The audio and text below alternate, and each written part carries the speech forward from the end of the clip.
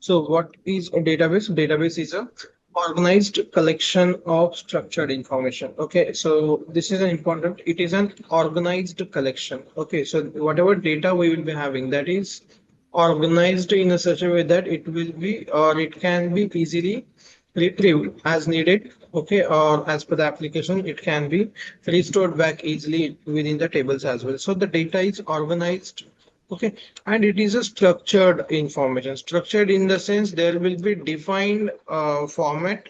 Okay, it may be like columns, table, or the data type. So everything will be defined there.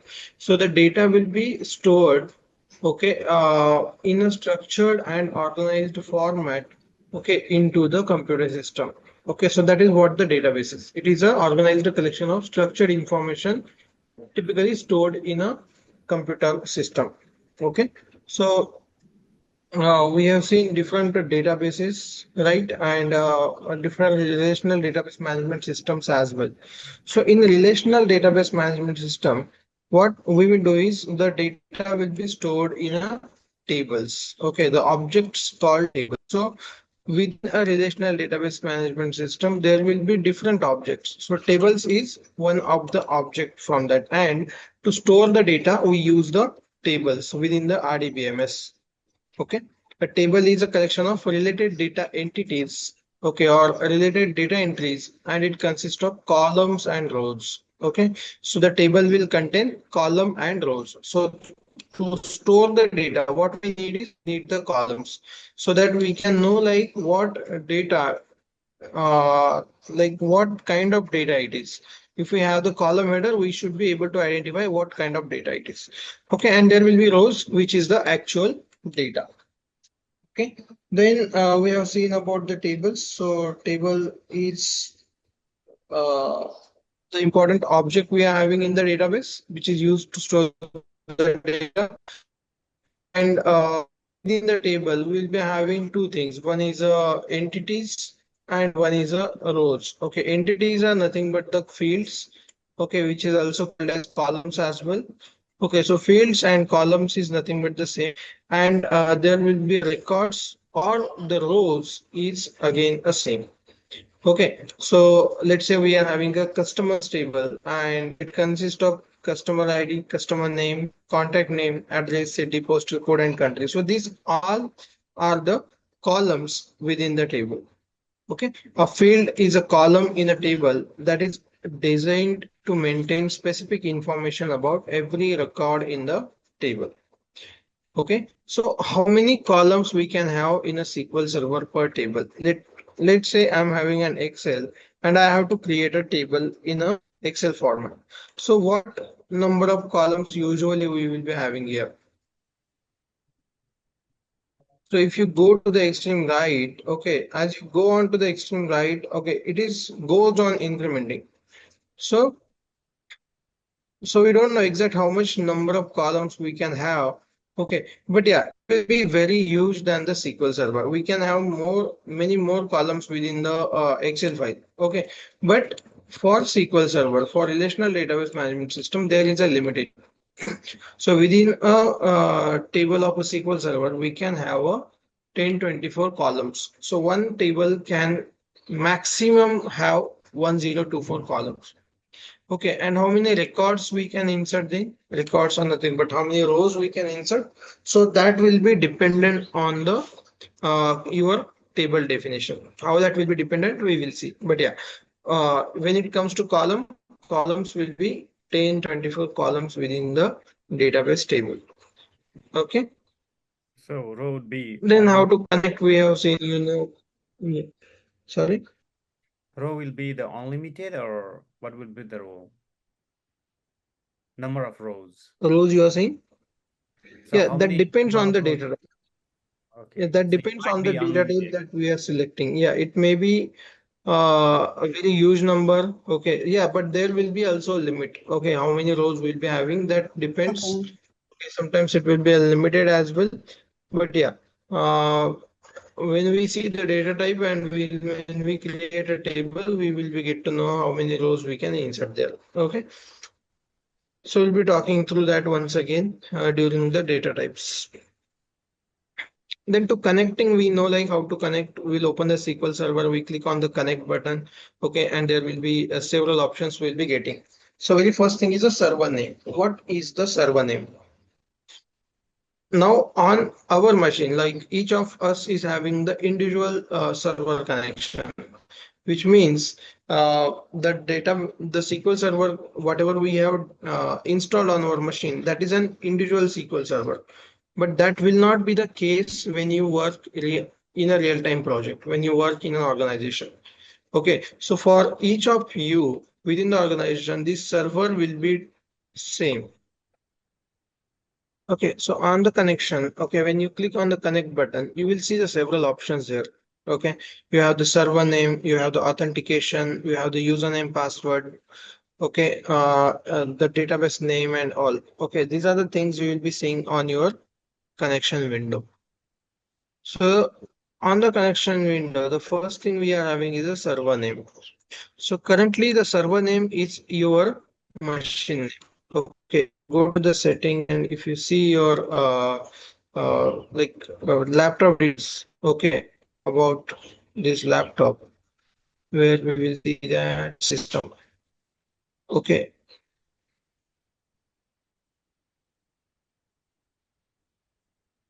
okay, so whatever the device name we are having, that is your server name currently. Okay, or it may be like default or local, something like this you will be having.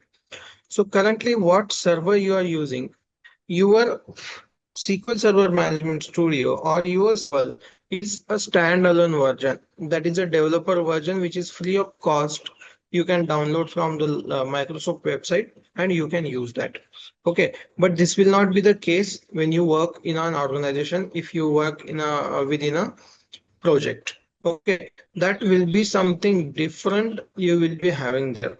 What you will be having? You will be having a common server name. Okay, the server will be only one, and everyone within the team will be connecting to the same server. Okay, is this possible? Because if you take my server name now and if you try to connect through your machine, it will fail because your desktop, my desktop is different. But in real time, you will be working on the same server. Let's say you are having a team of 10 people. So everyone within the team, 10 people, will be connecting to the same server. Is this possible? Yes, it is possible. That is how the real-time connection works. Okay, so the server will be there, a centralized server, okay, which is nothing but the database, and the developer's machine will be tagged to each of them. Each of the developer's machine will be connecting to the same server using their credential. Okay, it may be Windows or it may be the username they have provided. Okay, provided that you should have the access to this server. So the access will be provided by the administrator team, and then only you will be able to connect that. Okay, so server will be centralized in real time. Okay, and the developers connect to the SQL server using the SSMS from their respective local computers. Okay, so this is how the real-time uh, connections works. Okay, the second thing we are having is authentication. So there are different kinds of authentication we are having. Okay, while connecting the database, we can use. By default, for the developer machines, we are having the Windows authentication. So Windows authentication, when we have, we don't need to give any username and password because, okay, while installation itself, we might have provided that approval to use your current machine name as a username and there will not be any password. So Windows authentication is the authentication method, okay, which will uh, allow you to connect to the SQL server without any username and password. Okay, so when you see, when we are selecting the Windows authentication, the username and password field is hidden here. Okay, it is not like editable field. But as soon as I use some other authentication method, let's say I'm using the SQL Server authentication, you will see here now username and password fields are populated. Like they are editable. So where we can use the username, whatever the username we are having, let SVCDB, I'm having some username and some password I'm having. So using these credentials, you will be able to connect to the SQL server, this SQL server. Okay, so in projects, okay, in organization, you might need to work with Windows authentication, or you might need to ask to work with SQL Server authentication or Microsoft Infra MFA as well. So there as well, you need to give the username. Okay, so different methods of authentication we are having. This will ensure that before establishing the connection, okay, before establishing the connection, the user is valid or not. So that thing will be checked using this authentication method. Okay. Okay. So these are all the different authentications we are having. And this is how we connect to the SQL server. Okay. Currently on your machine, you will be able to see only one server, right? Everyone will be able to see only one server. Yes. Okay. But you might need to work on a multiple servers as well when you work for a project. Okay, because there are different servers which are dedicated to perform some task. Like one server is for just for testing, one server is just for development. Okay, and the dedicated server for the production, which is a go live. So there may be different servers that you will be working on, and you might not have access to all of them. Okay, so based on your role, if you are a developer, you will be given access to some particular servers. If you are a tester, you will be given access to some particular servers. Okay, so like this, the access will be distributed within the team. Okay, now once we connect, we will see there are multiple objects or multiple options we are having. Okay, so in that very first is a database. Okay, so under the databases, we will have all our databases. Okay, so into the single SQL server or into the single server, we can have multiple databases. Okay, it is not like we will be creating only one database.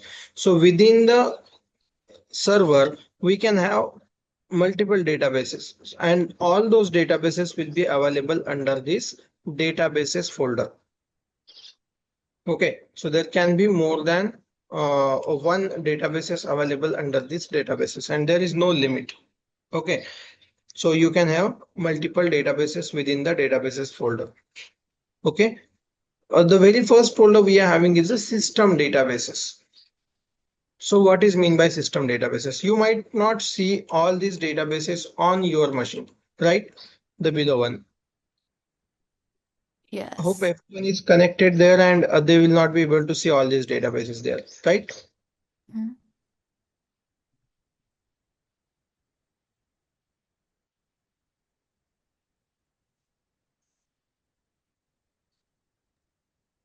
Yes, sir. Okay, so these will not be available because these are the databases that those are created by me. Okay, so that might not be available on your machine, but these folders like system data databases and databases snapshot, that will be available on your machine as well, right? Yes, sir. Right, so this folder will be there. So what is those system databases folder? Because you know you have installed, everyone has installed this SQL Server from the same Microsoft website. And once they install, these folders will be by default there, the system database and database snapshot. So when you expand the database system databases folder, you will see there are four different databases, four different folders, I will say. So this each of the folder is nothing but this is a individual database. So there are four databases we are having on your machine. So how many system database will be there? There will Four. be four system database, right? And this is Mm-hmm. common. On any server, there will be only four system database. But whatever these databases we are having, these are the user database. That means those are created by user. I am a user, I have created this. So there may be n number of user databases can be there, but system databases only 4. Okay. Now in this system database, there will be like each of these system database is having its own use. Okay, its own definition we can say. Okay, and why those are there once we install the SQL Server? Because these system databases are required for SQL Server to function properly. So whatever the SQL Server we have installed, that should function properly, and to function that properly, we should have the system database. So uh, if you see here, no one will be able to delete this. Okay, we don't have that option here to delete the database. Okay, but when I right click on this, I don't see that option. When I right click on my user database, I will see that option here. Okay, so if you delete any one of the database, your SQL Server will not work properly.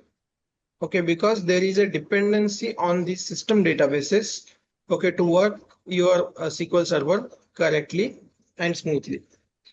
Okay, Okay. so there are 4 database we are having. What are those? Like master, Model, MSDB, MSDB, and temp DB. okay, so DB stands for database. Okay, so there is a master database, model database, MSDB, and temp DB. So what each of these is available for? So master table will store the, I will just say, so stores server level information.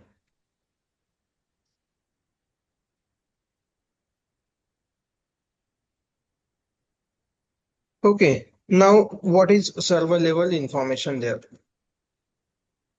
So I will say login accounts. Okay, so which are all the users they can log into the current server.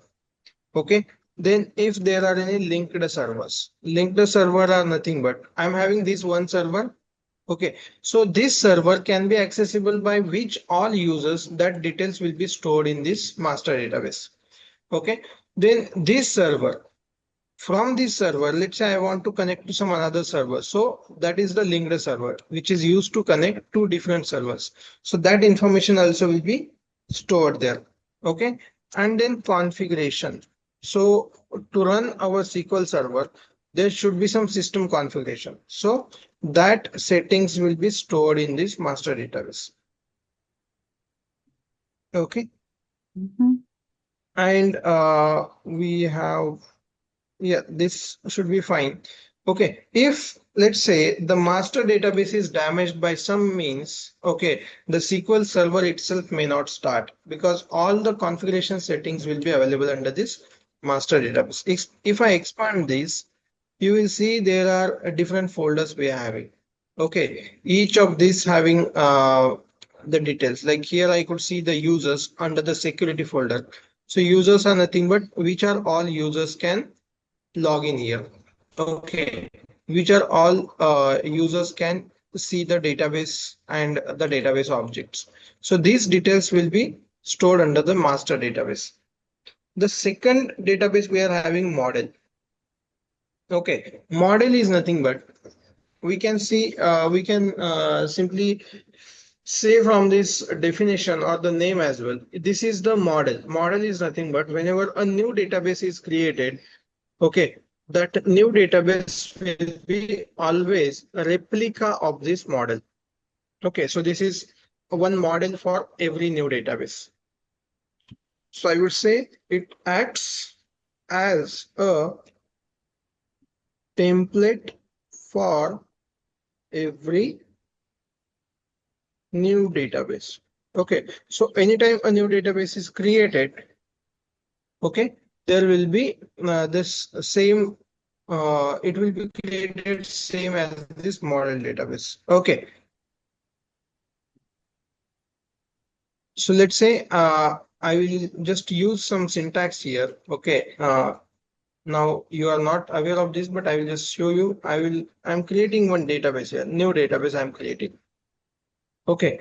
Before that, I will show you under the model, we are having these many folders, same as master. Okay. We are having these many folders. So now when I create any new database, let's say I'm creating a new database called testDB. Okay. Now you see there is no testDB database available here. Okay. So when I create this, okay, and I refresh this databases folder, you will see a new database is created with a name as a testDB. Okay, we have just created the database, but what about the folders inside it? That will be automatically coming.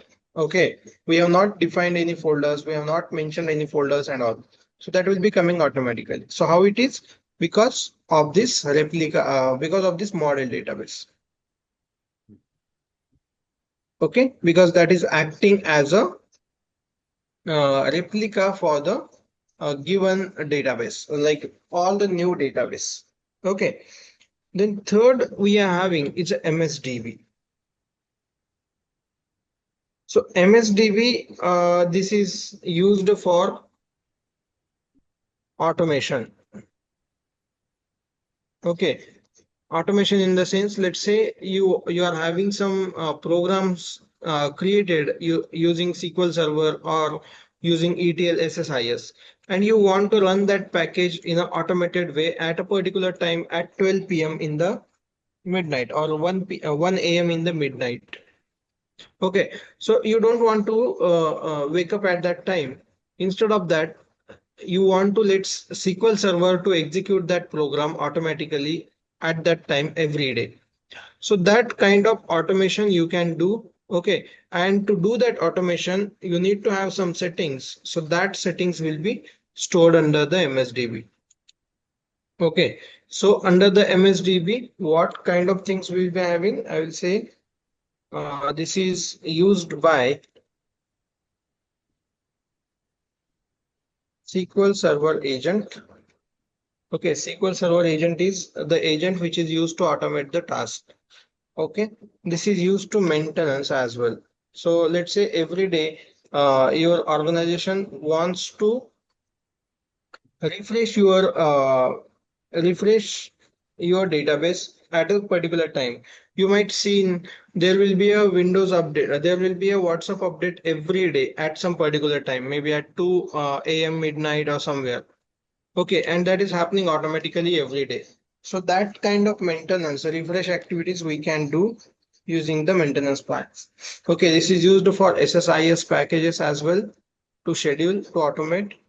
Okay, and to send the alerts, like saying like this package is successfully executed and all. So that kind of information can be also sent using this MSDB. And the last one we are having is a temp DB. So this is like temporary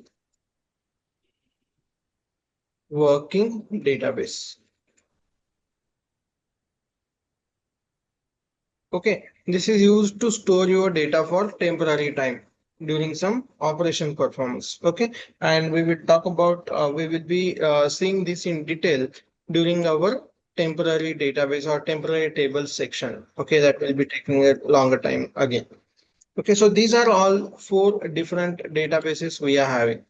Apart from these system databases, we can have user databases. We can create as many user databases. And how to create that?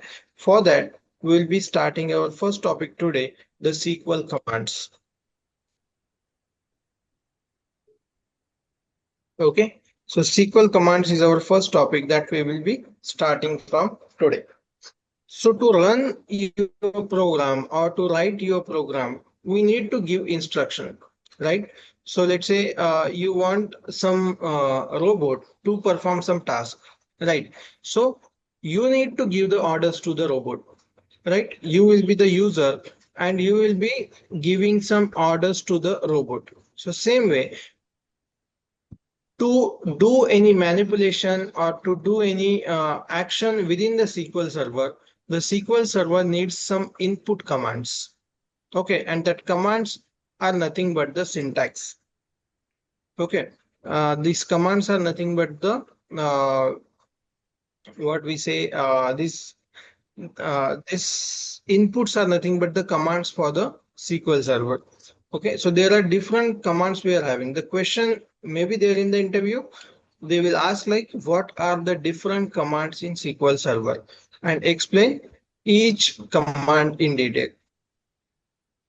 Okay, so commands is the instruction and it is used to communicate with the database. Okay, let's say we have saved the data into the table. There is one table called employee and we have saved the data there. Now you want to order the database saying like, hey, please show me the data from the employee table. Okay, so this is general English. This is a plain English. We are saying, hey, please show me the data from the employee table. Okay, but this plain English will not be understood by this SQL Server database. Okay, and there is what the SQL language is. So the database understand the language that will be structured in the query format. Okay, that is what the structured query language. So the database will understand the SQL language. Okay, SQL language. They will not understand the plain language. Okay, we are having some 10 records. I need to insert that into the table. So I just cannot say like, please insert these 10 records into the customer table. It will not insert that. Okay, so there should be some uh, there will be some channel that should be able to communicate with the database, and that is a SQL. Okay, and the SQL commands are used to communicate with the database. It is also used to perform specific tasks, functions, or queries the data.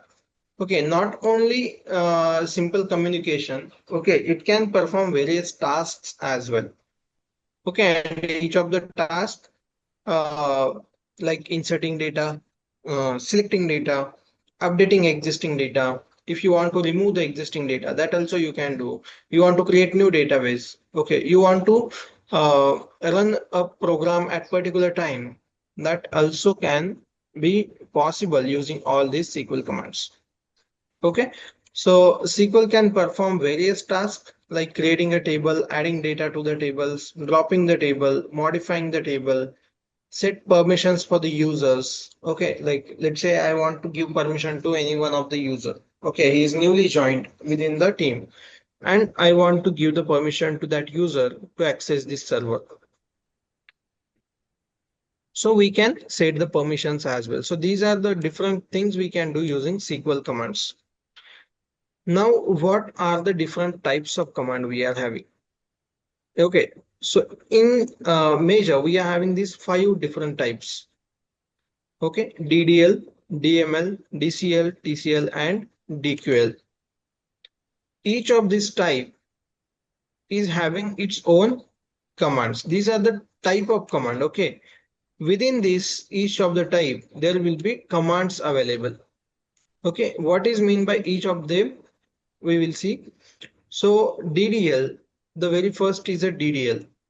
DDL is nothing but data definition language. See, DDL commands are data definition language.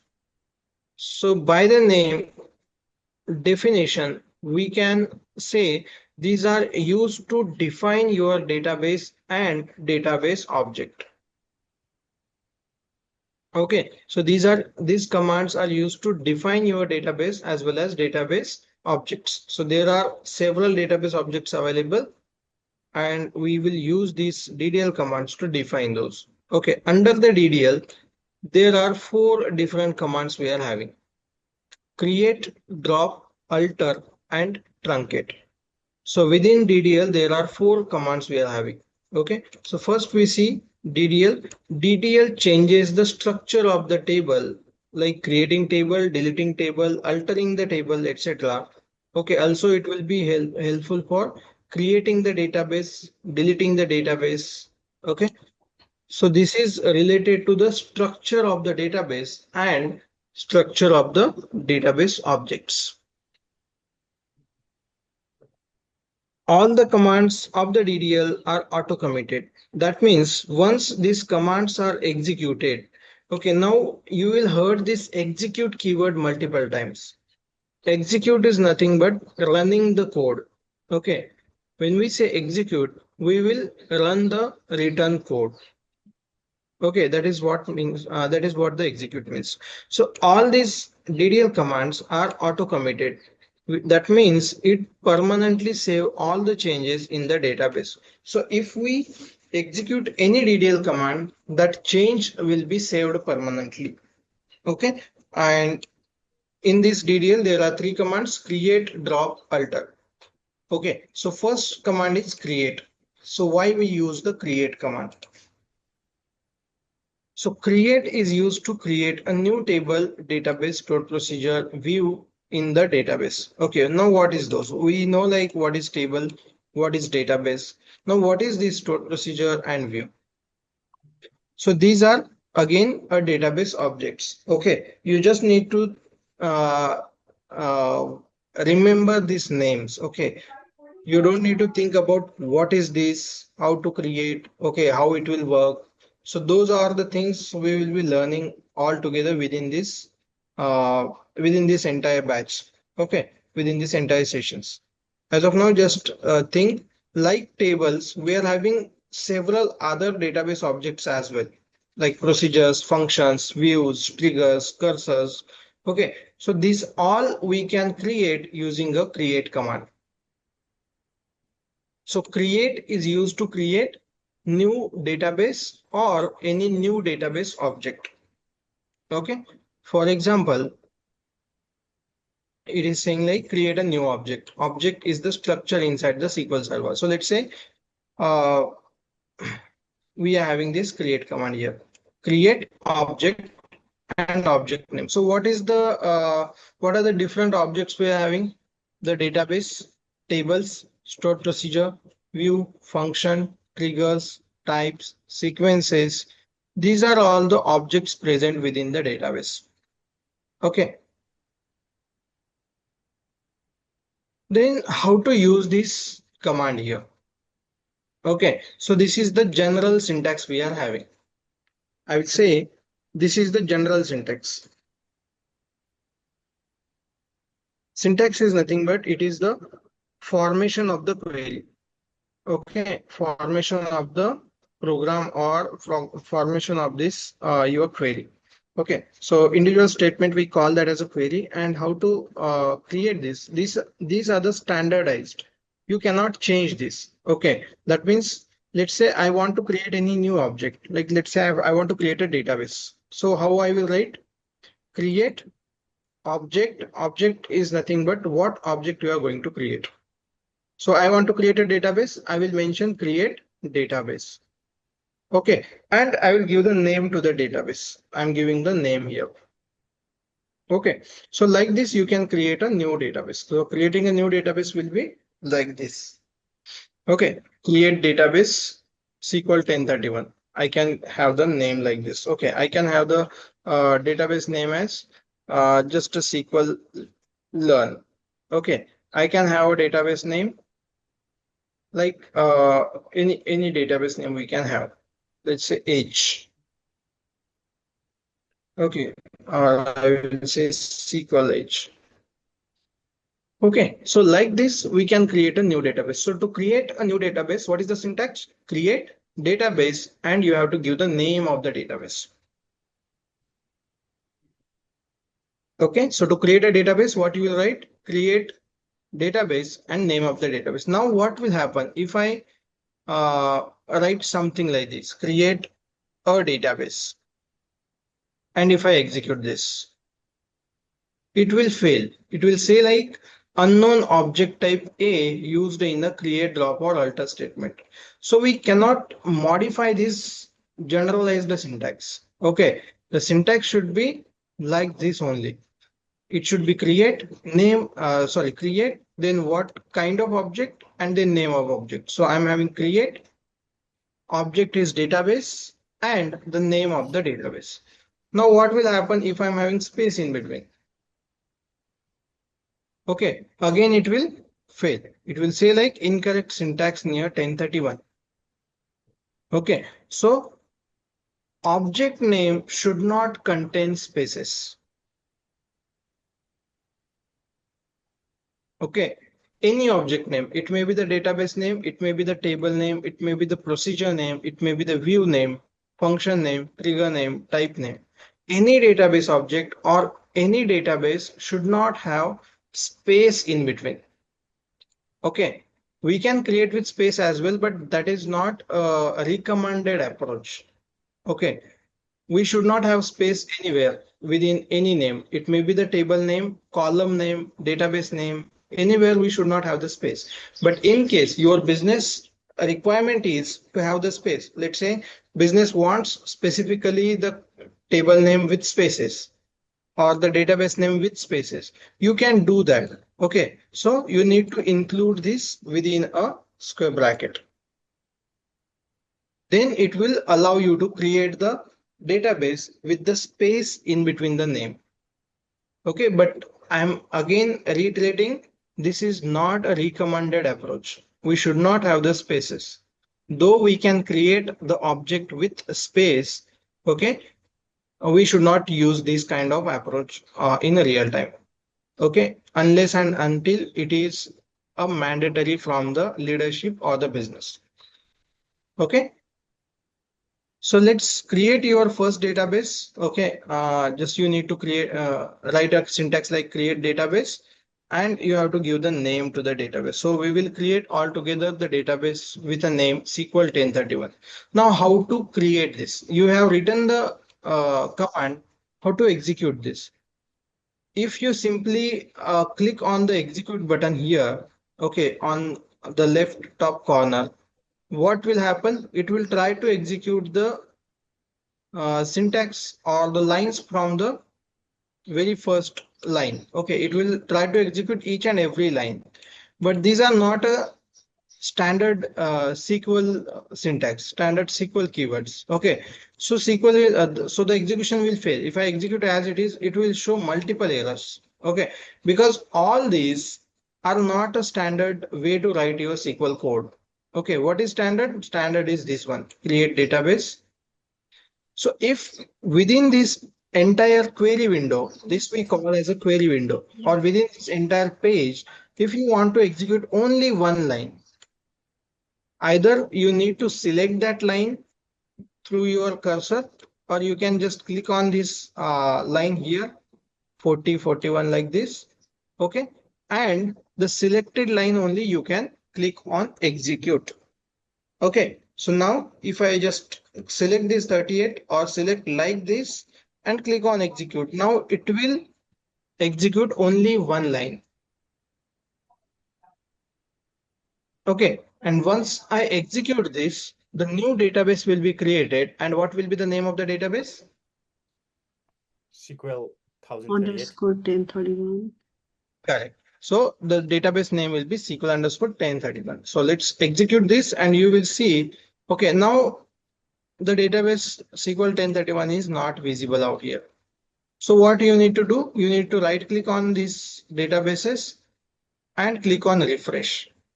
So it will refresh the database or refresh the server. Else you're having one more option here as well. Okay, this icon. You can click on this as well, or you can simply click on F5 to refresh the server. So I just click on here and you will see the database is created now. Okay. Once the database is created, you will see there are predefined folders. Those are already there, which we have not created. Okay. This was created automatically by the SQL server. Okay. So yeah, first create this database on your own, everyone, by writing the syntax create database SQL 1031. Yeah, And we have confirm already once it created is in done. our Oh, it is already created? yeah, in our previous Yes. class. We did that. Okay, you have created the tables as well? Yes, we did in We our created three previous tables. class. Okay, that should be fine. Okay, yeah, so then it should be fine. Like if you have seen already, that is well and good. Okay, so under this database folder, you will see multiple folders there. So tables. So whatever a new table will be created, that will be available under this tables folder. There are already some system tables. Okay. There are some already some folders we are having. Okay. Though the system tables are not visible, there will be system tables available in the database.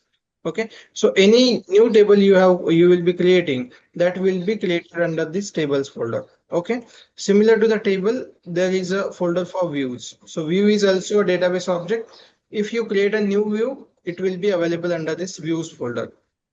Okay, if you create a function, that will be available under this programmability and the function folder. If you create type, sequence, procedures, all will be created within this database. And for every database object, there is a dedicated folder available. Okay, so create command is used to create a new database object or a new database. Okay, so similar to this database, there are other objects we can create using the create function. So create table, name of the table, create procedure, name of the procedure, create function, name of the function, create view, name of the view. Okay, so like this, we can create any database object. Okay, it's not just like we will be creating only uh, what we say, we will be creating only the database. Okay, for each of these object creation, there will be a separate syntax we will be having and standard. So for database, we are having only this create database, name of the database. Now let's say when I wanted to create a table, okay, what is the general syntax? So to create a table, we are having syntax like create table, name of the table. Okay, again, name of the table should be unique. Unique in the sense the table should not be available within the database with the same name. Okay, then only your new table will be created. It is not only for the table, even the database. Okay, now I have created the 1031 database and I'm trying to re-execute the query once again. It will throw the error. It will say like the database 1031 is already exist. Choose a different database name. Okay, so for any database object, okay, there should not be a duplicate name. Every object should be created with a unique name. Okay, so creating table, the syntax is like create table. We need to mention, specify the table keyword here because I'm creating table. Then we have to give the name to the table, open bracket, close bracket, and within open bracket, close bracket, we can mention the columns within the table. Okay, now while mentioning the columns within the table, we need to specify the data type as well. Okay, what is data type? That again we will see now. Okay, but before that we will see the general syntax. So it should be like column name, first column, its data type, comma, second column, then data type, comma, third date column and data type, and so on. So we can create how many columns in a single table?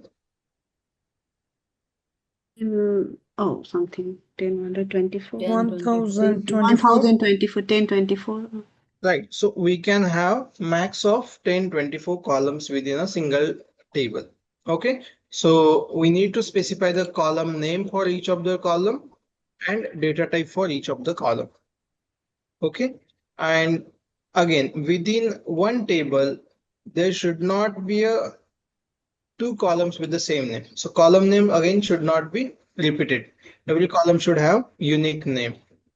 Okay. So this is the general syntax. Let's say I want to create a customer table. Okay, I will just remove this as of now. I want to create a customer table. Okay, the table with a name as a customer. So I can create a table like this. Create table, name of the table is customers.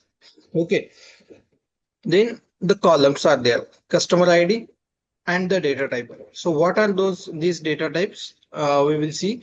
But the data type is nothing but the column can hold which kind of data that we are going to define.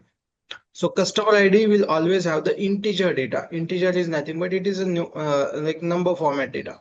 We cannot insert like alphabets here under this column. Okay, first name, last name, this is having all the character data. Varchar. Varchar is variable character data.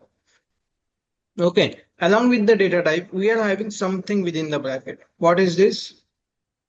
Number of characters. Right. So this is nothing but number of characters that can be inserted within a column. Okay, so the first name, I can insert the first name max of 25 characters. Okay, if there is any name we are having which is beyond 25 characters, okay, No. we cannot insert that into the table. It will fail. Okay. Okay, then DOB, this is of date data type, created date. It is a date and time data type. So what are all those data types we are having that we will see? Before that, I'll just create a simple table here. Customers, create table What is the customers. created date? Is the created date for the like customer ID? That is the column name. Okay, so I want to I want to store the information about the customers. Whenever a new customer is created or new customer is inserted, I want to store the date as well when it was created. Okay, so Okay. for that storing the date, I have created a column called created date. Okay. Okay, Okay. so let's say I'm creating this customer table. I'm currently, if you see, I don't have a any tables under this tables folder. Okay, so if I execute this query, it should create a new table with a name as a customers. Okay, let's execute this. Command completed successfully. Let's refresh this tables folder.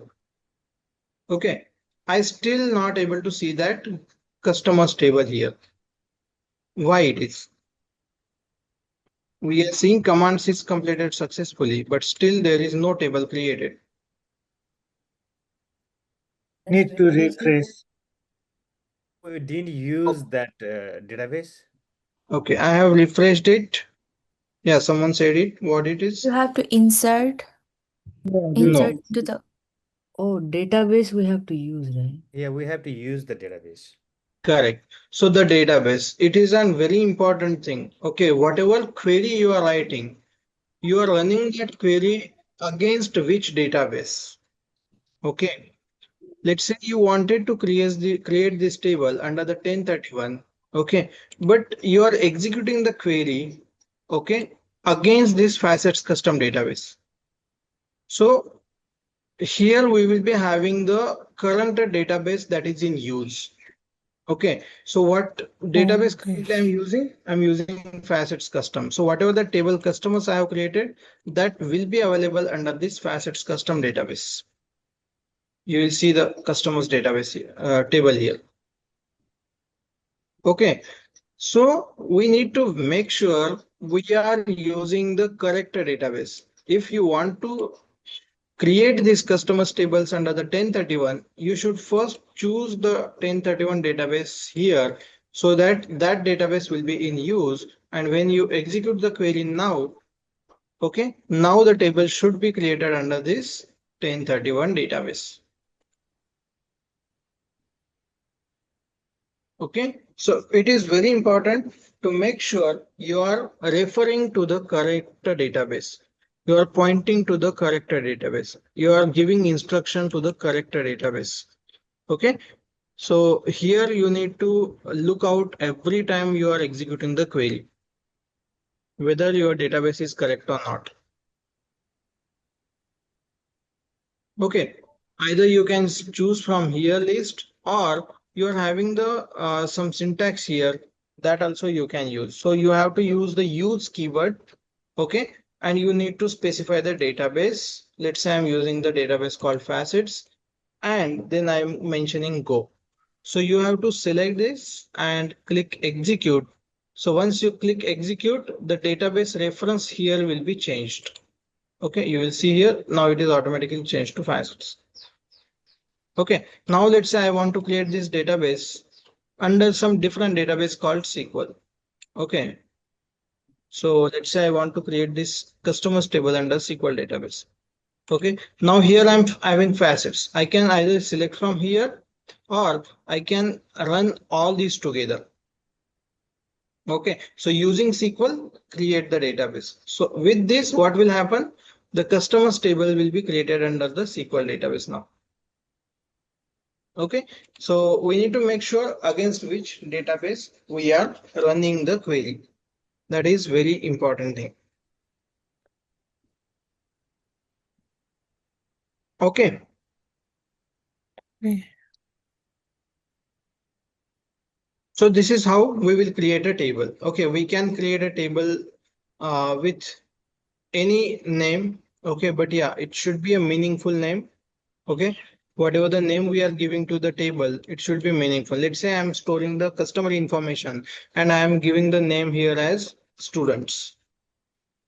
Okay, that is not a good idea to give the name. Your name should be, your table name should be meaningful. By seeing the name, you should be able to understand what kind of data it is storing. Okay, same for the column names as well. Your column names also should be meaningful. Okay, by looking to the column names, you should be able to identify what kind of data it is storing. Okay, like first name or last name or email.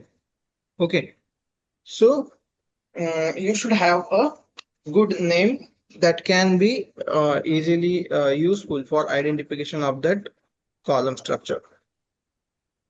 Okay, then yeah, here as well. Okay, here is one more example for the table customers too. Okay, you will see here I'm using the space here. So when we have the space in between a column name, we should have the uh, square brackets for that column name.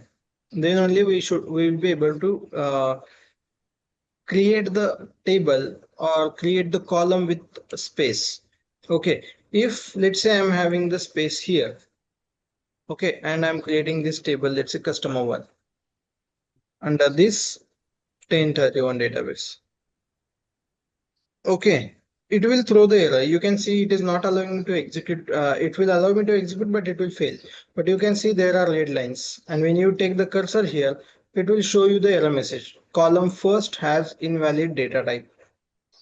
Okay, because what is happening here? It is considering this as a column and this as a data type. And that is what it is saying. It is saying column first has invalid data type because there is no data type with such description as a name. Okay, even here as well, it is saying incorrect syntax near varchar. Okay, here it will show incorrect syntax near 25.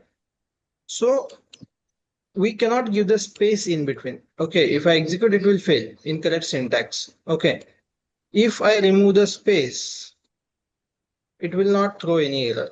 Okay, the errors will be vanished. Okay, so if you wanted to have the space, you can have that column in a square bracket. Okay, same for the table as well, name of the table. Okay, if you want to create a table with customers one, okay, it will throw the error again because there is a space. Okay, so we should not have the space, or if you wanted to have the space, the table name should be included in the square bracket. Okay, Sir, we can use underscore as well. yes, we can use underscore as well. Yeah, that is when we use the underscore, that is no space, right? Hmm. If you are using underscore between two keywords like first and name, okay, which means there is no space. That is what we are saying. There should not be any space. Right. Okay. So Now we are find already having a table with customers, and if I try to create the customers table again, that Sir, will can also can you go through this line one more time? I'm having the same issue trying to figure this out since last hour. I couldn't figure this out. which one?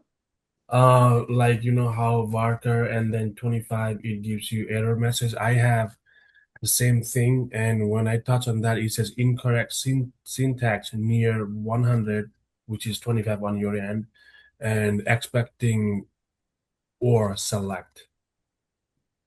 Right. So, what kind of errors it can come, I will tell you. Okay. First error should be for the table name. Okay. If Mm. the name of the table is repeated, like this, we are having already one table with the customer's name under this 1031 database. I'm trying to create the same named table. Okay. It will throw the error. So, table name should be unique. That is the first thing. Unique table name should be there. Again, it should not have any spaces. So if I give the space in between, it will show the error lines, red lines. Okay, so table name should not have any spaces. If you wanted to have the space, you can include that into the square bracket. Okay, then the space will vanish. Same thing for the columns as well. If you wanted to have the space in between column, okay, you should have your columns included within the square bracket. Okay, then there will not be any error for the space issue. Okay, then let's say still you are getting the error, which means you are missing something like comma. Okay, after each of the column name and data type, there should be comma. Okay, not only for the final. Every column name and data type should be comma separated. Okay, so this is first column, comma, this is second column, comma, this is third column. If I am having any more column, I can give the comma and I can write the new data type and column name, varchar 20, and close the bracket after last column. Okay.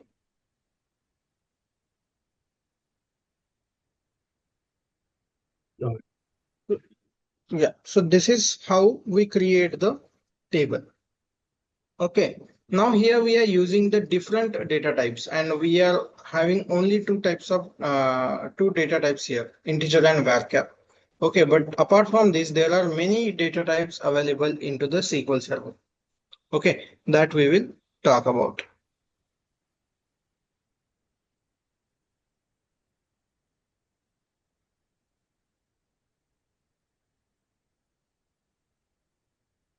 Did you see all the types of data types or not?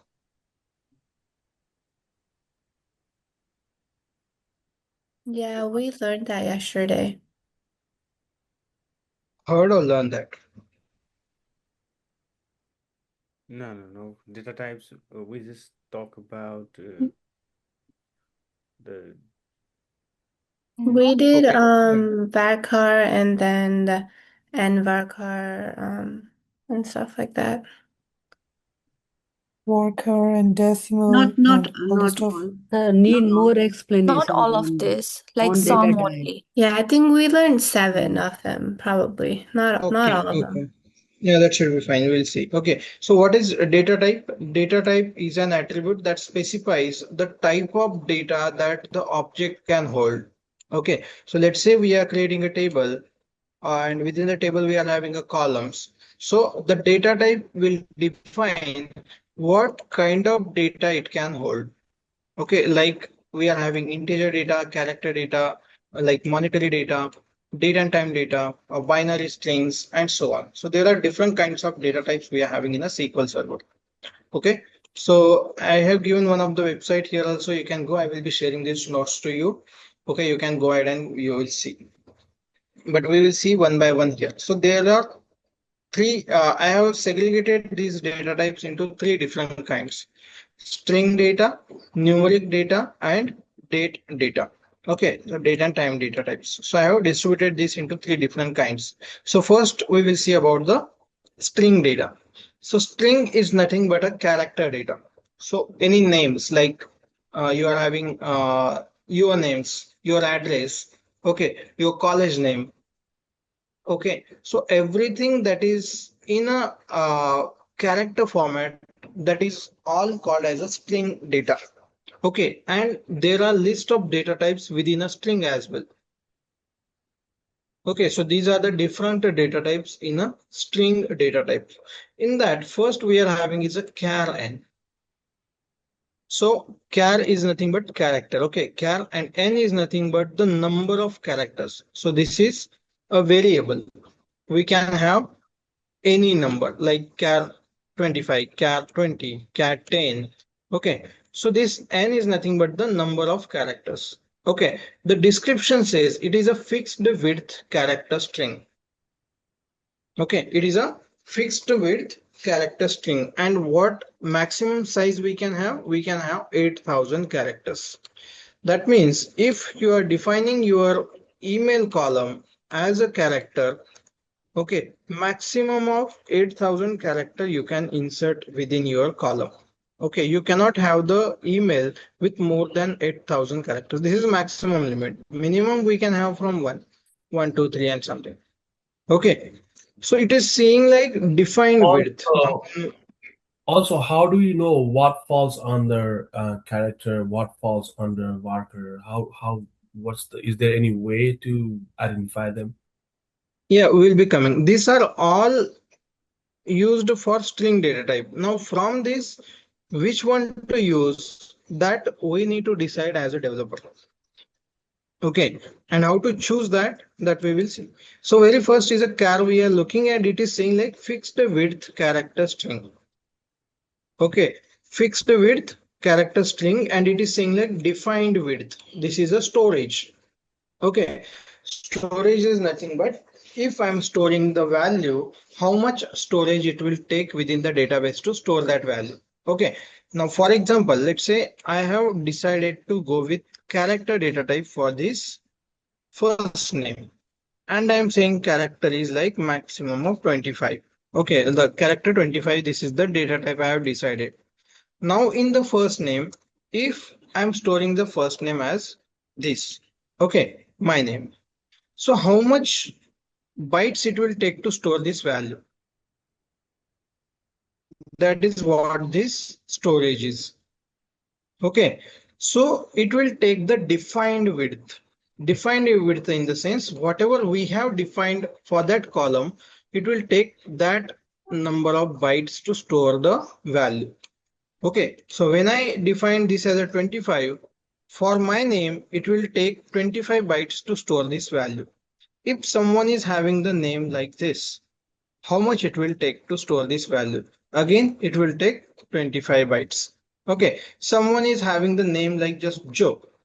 Okay, how much byte it will take to store? Again, 25. Because when we use the character data type, okay, the number of bytes taken to store that value is the defined width.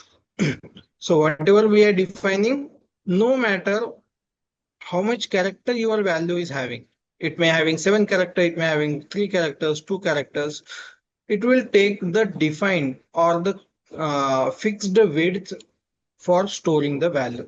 Okay, so it will take the fixed number of bytes, whatever we have defined. So obviously it will be taking sometimes more bytes to store the small values as well, right? Now come to the varchar. Okay, now you will understood the difference here. Now second is a varchar is nothing but the variable character. Okay, so the name it is saying like variable width character string. It is also can have maximum of 8,000 characters. So for varchar as well, we can have a maximum of 8,000 characters. Okay, this is the max limit we are having. Minimum we can have starting from 1.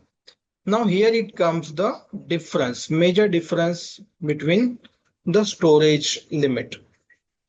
Okay, so varchar will always take only the variable width and not the fixed width. It will not take the defined width. What it will take is the number of bytes available into the character plus 2 bytes it will take. So just we will take the same example. Let's say this is my last name. Okay, and I'm using let's say varchar 25 again for my last name, and this is my last name. So how much byte it will take? Whether it will take 25 because it is defined 25? No, it will not take that. How much it will take? Number of characters within the character plus 2 bytes. So if I am having 7 characters, 7 plus 2, it will take 9 bytes to store this value. Now here we are having 3. So 3 plus 2, it will take 5 bytes to store this value, and it will take 4 bytes to store this value. Okay, so always your variable character data type will save more space. I hope you are getting this.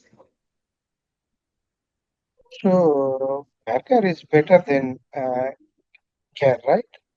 Always. So it would be better to Oh. use varchar in the first name as well to save our Right. So we should go with a varchar only. Okay, because that will save your space and it will take only the memory as per your data, not as per your definition. Okay. Now, then where we can use this character. Now you know we are having a defined width of data like SSN. How much character you will be having in your SSN number?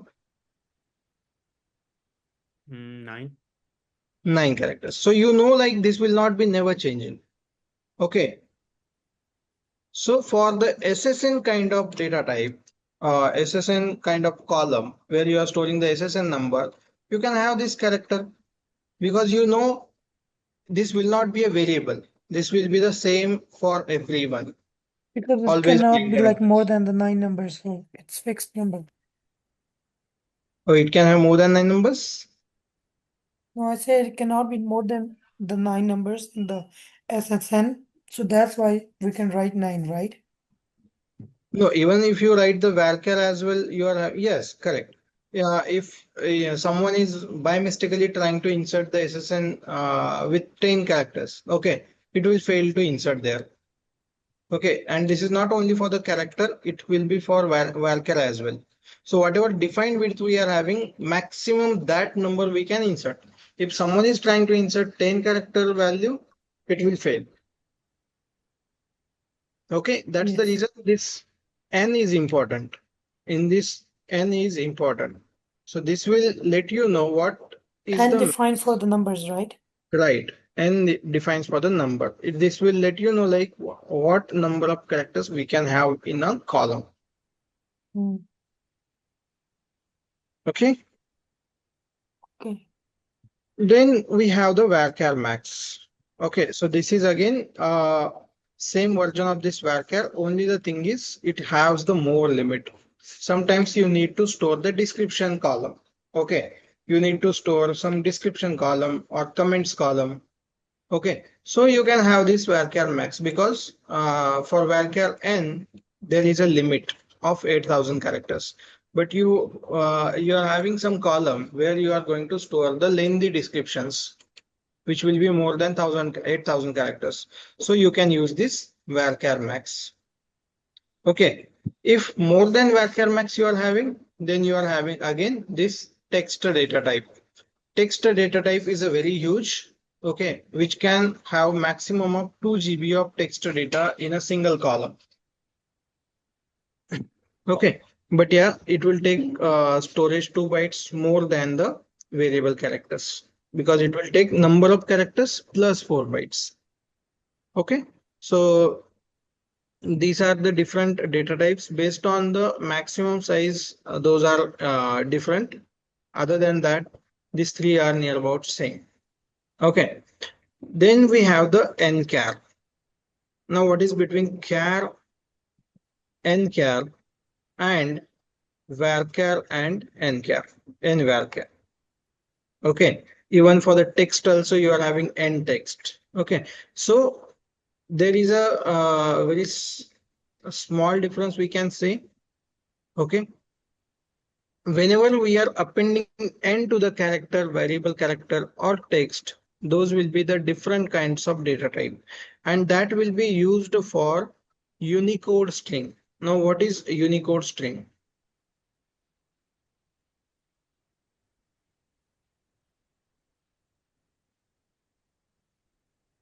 It Okay, we supports know. many languages. Sorry. It supports many languages. That's what I Right. know. It Different. support multiple languages. Mm. If you want to store the information Okay, multi-language languageal information or multilingual characters like Chinese, Japanese, Marathi, Hindi, or any others. Okay, so we can use this Unicode data types. We call this nchar, nvarchar, nvarchar max, ntext as a Unicode data types. Okay, this will be used to store the multilingual characters. Okay, with multiple And languages. worker and care and worker in both. We can Yes, use multiple nchar, languages. nvarchar max, and text. All these four are used for multi-language character saving. Okay. Okay, So because we this can write. So we can write more on ntext than nvarchar max, or how does that go? yes, we Okay. can write more on this end text than nvarchar, Okay. like more on text than varchar max. Mm-hmm. Okay. Okay. If the value is someone's address, then what do we use? See, even the address is there, it should be like varchar only. Okay, because address may not, it might not be more than 8,000 characters, right? So it may be like 5,000. Oh, it is also very much longer. Maybe varchar 500, varchar 200. That is also sufficient for the address, I hope. So in varchar you can also use like alphabets and the numbers, right? Yes. Okay.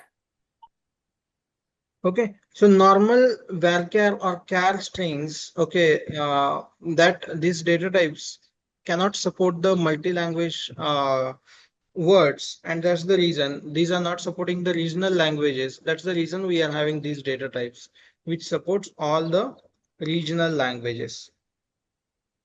Okay. Mm-hmm. Okay.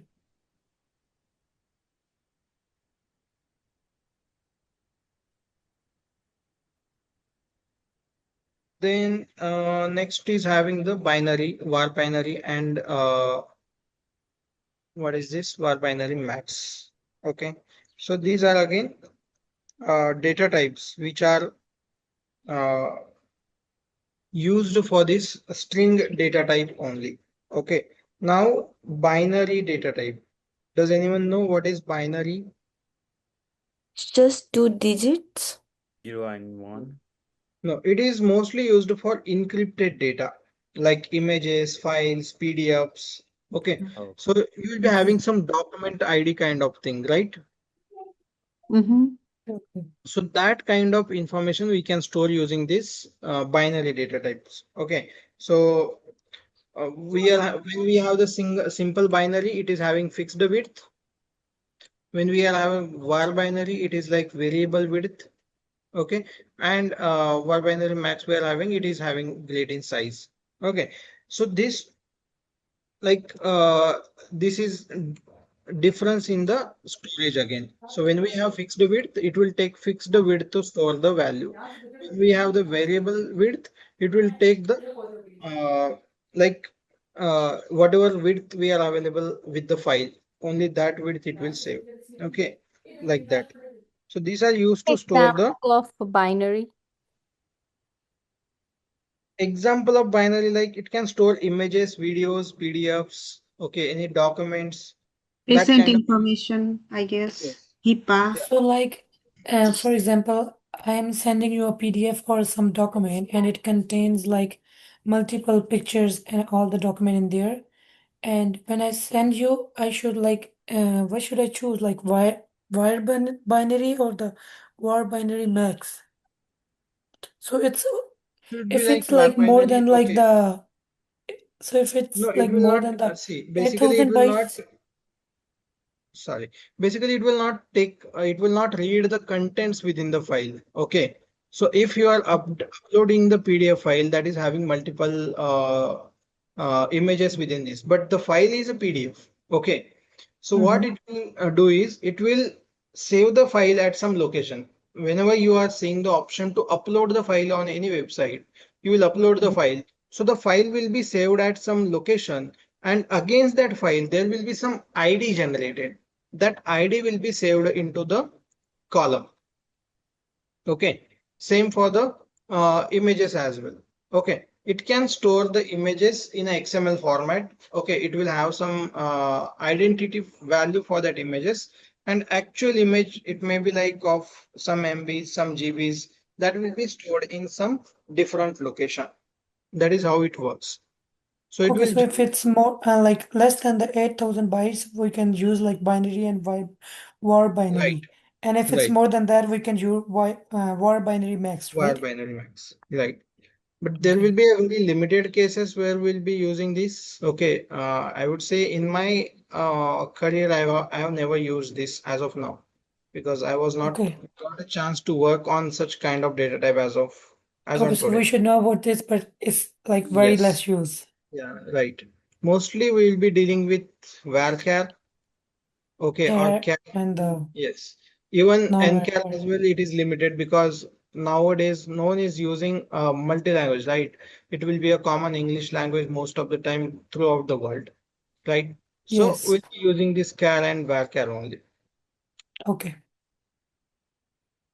Okay, so these are all the string data type we are having. Okay, I think we will stop here today rather than going to the next topic of the numeric data type. We will understand the next data type in tomorrow's session. Okay, still we have the time, but yeah, it will not complete within that time and it will be like we'll be leaving it in halfway. So better we will start it tomorrow.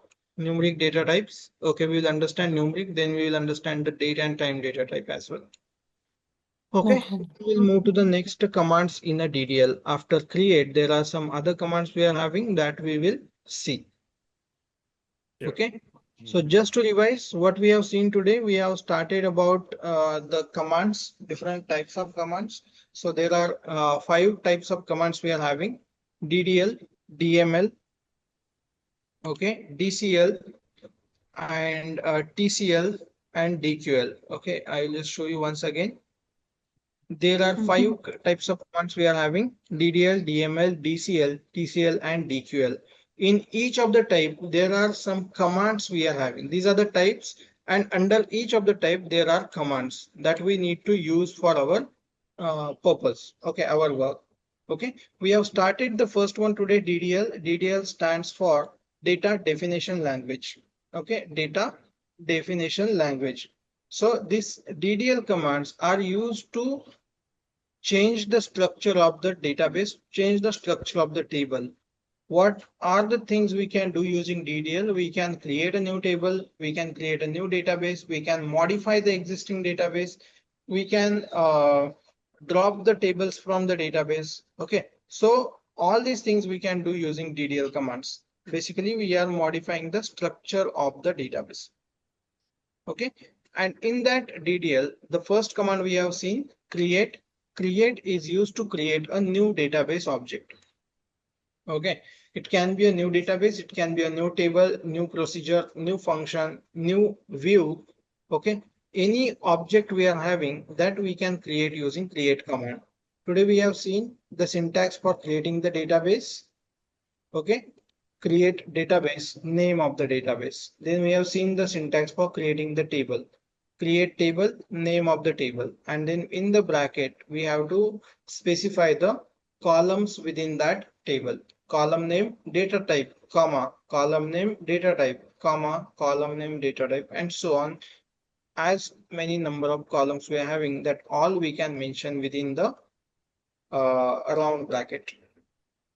Okay, and it will create a table for you.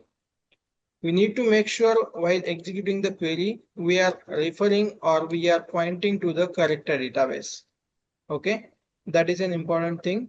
If you are not like having an eye on the database available or database selected here, you will be ending with executing the query against some different database. Okay, so make sure you are pointing correct database, you are referring to the correct database, okay, to execute your queries. Okay, then we have moved to the data types, and there are different kinds of data types we are having that we have seen. The very first is a uh, string data type, second is a numeric, third is a date and time. So from that string, we have seen different data types there, like character, nchar, varchar, text. Okay, and each of these data type is having its own specification, own characteristics in terms of storage, in terms of maximum allowable limit for the characters, number of characters, okay, which we can use there. Tomorrow we will start with numeric, and then we'll move with the date and time after the numeric data type. Okay. Okay, Parvid, you share the notes. Yeah, I'll share the notes, and